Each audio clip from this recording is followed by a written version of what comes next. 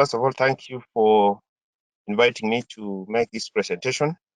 I'll try to be very brief. You gave me 7 minutes, and I'll try to be within that time. So I'll go straight to my slide. And first of all, the first slide really is to define what I was asked to do. And I like to just emphasize the topic you gave me, environmental governance in Kenya, which is a very broad subject. It's something that, as a lawyer, would take a whole book to talk about. But because you gave me a brief moment, I'll just highlight a few things that deal with the environmental pressures, the key governance frameworks. That the key governance frameworks I included it, although it wasn't in your summary, because I thought it's necessary to highlight the relevant laws and then the lessons learned and what Kenya's MSP process should consider going forward. Next slide. Yes, the key global national environmental problems and pressures, as I understand them, and I think colleagues have talked about them. We are talking about pollution from various sources: the land-based, sea-based, atmospheric, land degradation and destruction of habitats, climate change, and so on. So these problems, which manifest in polluted and degraded waters, land and air spaces, including those that are shared and transboundary ecosystems and spaces, have led to various legal policy and institutional efforts and responses over the decades to address them. That's what we loosely would call environmental governance.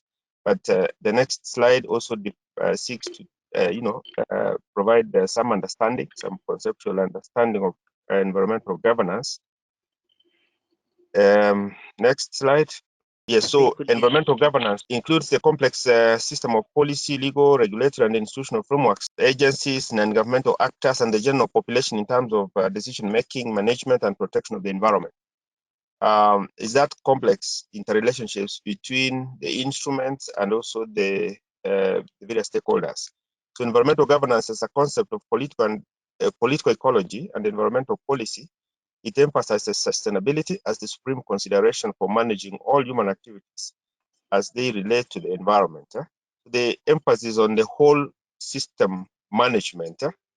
And the key stakeholders and players in environmental governance include government or public agencies, private sector or business, civil society, and other non-state actors. Let's go on. So Kenya's, in terms of governance frameworks, environmental governance frameworks in Kenya, I like to cite just a few. Kenya's constitutional, legislative, and regulatory frameworks. They are generally well articulated, and they include provisions that support the MSP processes currently underway in the country. The Constitution of Kenya 2010, and if you look at Chapter 5 on land and environment, provides a constitutional basis for the protection and even planning of the land and the environment, including the marine spaces. If I cite Article 62, Subarticle 1, says that public land includes all rivers, lakes, and other water bodies as defined by an act of parliament, the territorial sea, the exclusive economic zone, and the seabed, and then the continental shelf, and all land between the high and low watermarks. That's how we have defined our marine spaces, the marine spaces that are under the jurisdiction of Kenya. And all of the foregoing are vested in the national government and held in trust for the people of Kenya and are administered on their behalf by the National Land Commission. So we are thinking about the EEZ or the territorial waters or the area between the low and high watermark for Kenya. That is public property, is public land, and it is administered on our behalf by the National Land Commission as the administrative agency. So let's go on. So Article 69 of the Constitution obliges the state to ensure sustainable exploitation, utilization, management, and conservation of the environment and natural resources and ensure the equitable sharing of the accruing benefits. Remember that equitable sharing of benefits is a CBD imperative. Encourage public participation in the management, protection, and conservation of the environment. Protect genetic resources and biological diversity. Establish systems of environmental impact assessment, environmental audit, and monitoring of the environment. And eliminate processes and activities that are likely to endanger the environment. And utilize the environment and natural resources for the benefit of the people of Kenya. That is Article 69, vitally important as we engage in MSP processes. You can see, for example, this reference to public participation or the reference to sustainable exploitation and utilization and so on. Let's go on. So Article 70 of the Constitution is on enforcement of environmental rights, and it entitles citizens to court remedy for violation, denial, and, or infringement of the environmental rights. It means that under Article 70, any individual can enforce their environmental rights. Article 71 concerns a requirement that Parliament must ratify agreement relating to a right or concession for the exploitation of natural resources of Kenya. That includes our fisheries. It means that if we are to concession our fisheries or our resources, offshore oil resources on the continental shelf and so on, they require parliamentary ratification.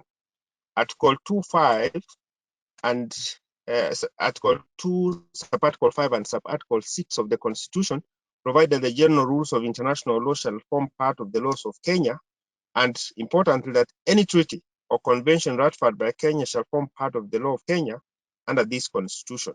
This means that all multilateral environmental agreements to which Kenya is a party are consequently part of the laws of Kenya.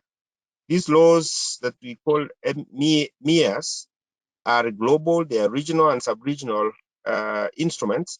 They include the 1982 United Nations Convention on the Law of the Sea, UNCLOS, which has provisions for the governance of ocean and sea spaces. Next slide, please.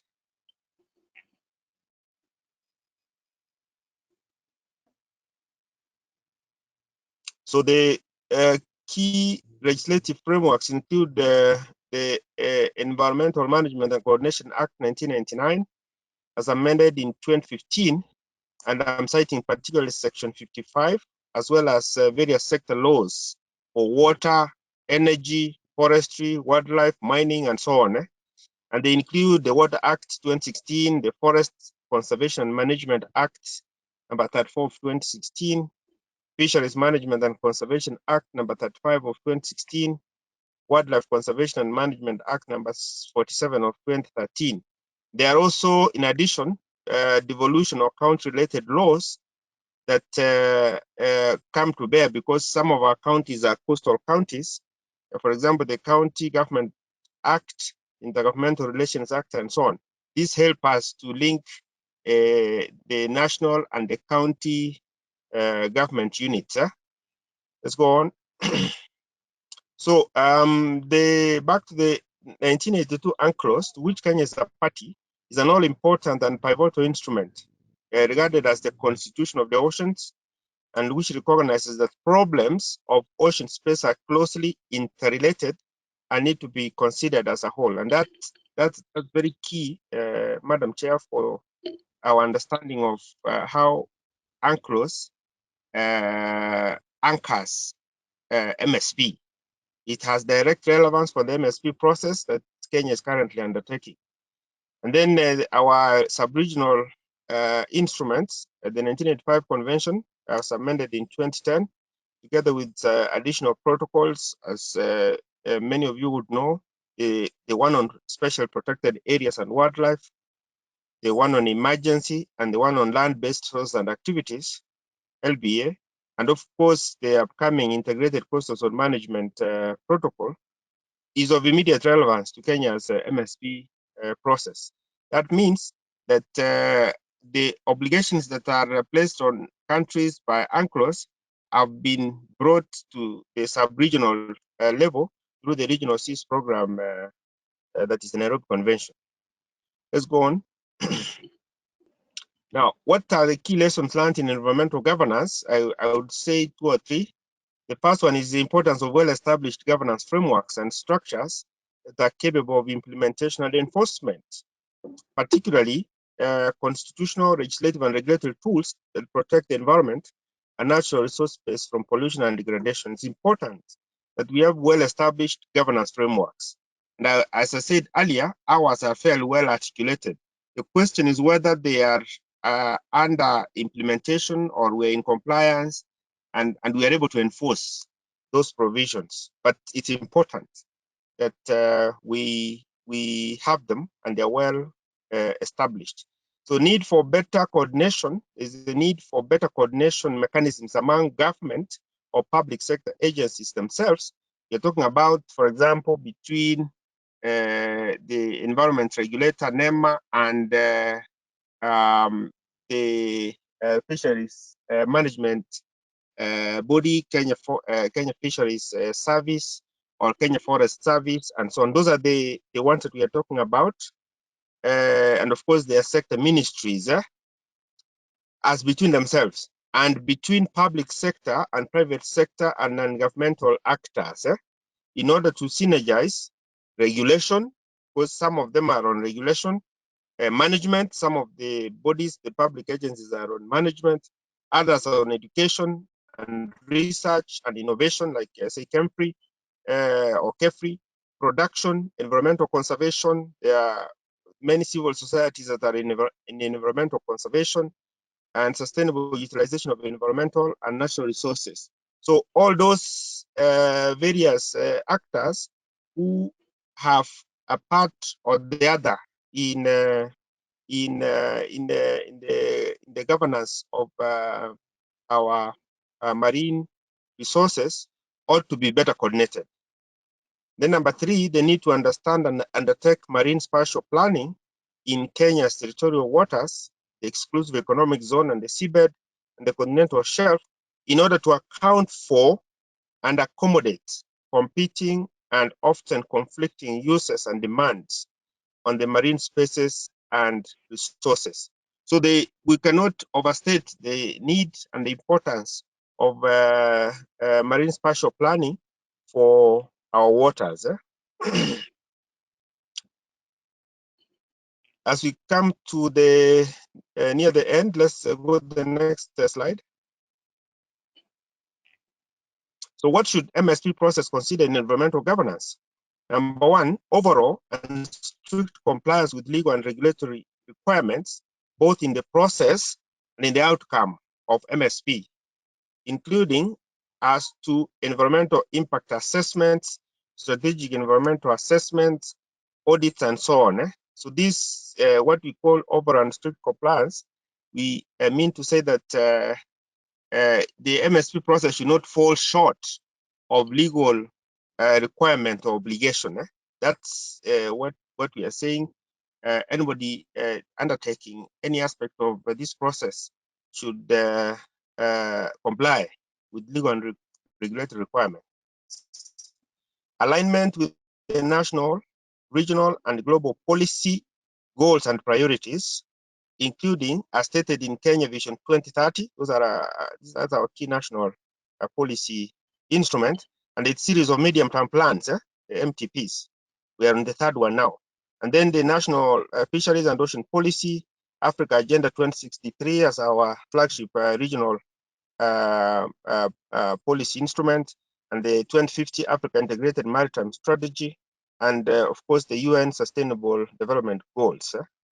And then multi-stakeholder and inclusive public participation to achieve shared prosperity and equitable benefit sharing, especially for local communities, and also to ensure that no one is left behind. I think that we cannot overemphasize. Yes,